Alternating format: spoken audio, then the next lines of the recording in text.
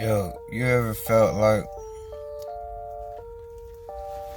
America just might scammed you one time or two? Or three or four? Have you ever wondered who really run America? You ever wondered who started America? What about how did it start? Well, like I always say, I got a couple videos that's gonna help open your eyes, like it help open mine. Shout out to the makers of this, y'all. I want to send some peace and love over there too. But check this out. Like the city-state of London and the Vatican, a third city-state was officially created in 1982. That city-state is called the District of Columbia and is located on 10 square miles of land in the heart of Washington. The District of Columbia flies its own flag and has its own independent constitution. Although geographically separate, the city-states of London, the Vatican, and the District of Columbia are one interlocking empire called Empire of the City. The flag of Washington's District of Columbia has 3 red stars, one for each city-state in the 3-city empire. This corporate empire of 3 city-states controls the world economically through London's inner city, militarily through the District of Columbia, and spiritually through the Vatican. The Constitution for the District of Columbia operates under a tyrannical Roman law known as Lex Fori, which bears no resemblance to the U.S. Constitution. When Congress passed the Act of 1871, it created a separate corporate government for the District of Columbia. This treasonous act allowed the District of Columbia to operate as a corporation outside the original Constitution of the United States and outside of the best interests of American citizens. A sobering study of the signed treaties and charters between Britain and the United States exposes a shocking truth. The United States has always been, and still is, a British Crown colony.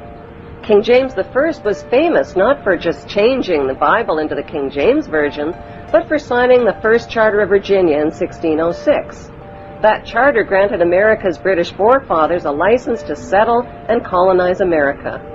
The charter also guaranteed that future kings and queens of England would have sovereign authority over all the citizens and colonized land in America stolen from the Indians. After America declared its independence from Great Britain, the Treaty of 1783 was signed.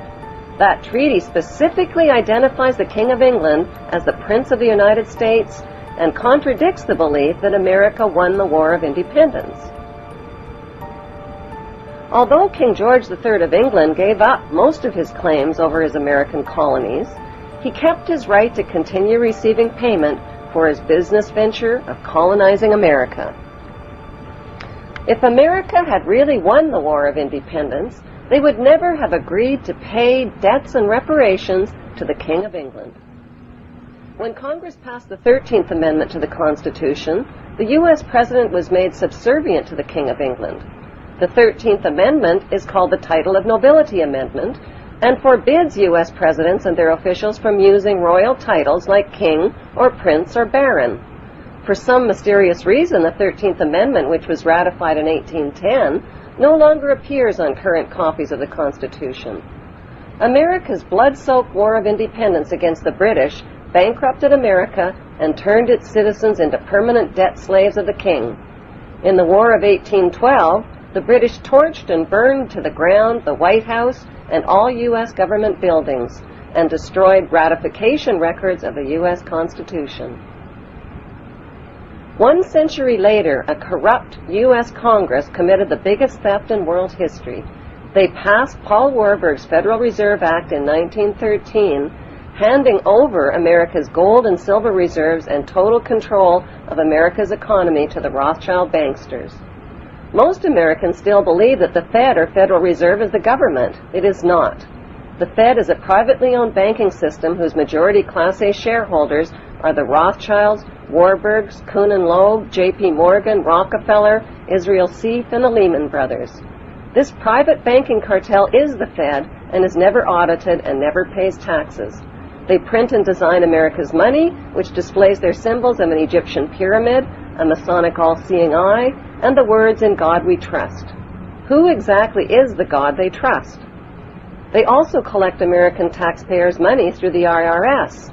Then they loan it back again with interest to pay for roads, bridges, and other public. Most U.S. citizens believe that the United States is a country and that the President is the most powerful man on earth.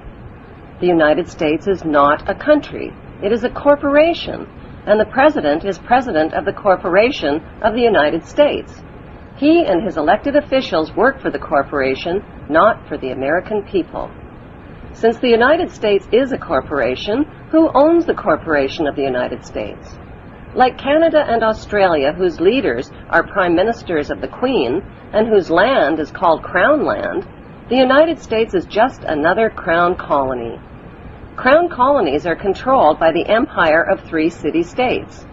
At the center of each city-state is a towering, phallic-shaped stone monument called an obelisk that points skyward.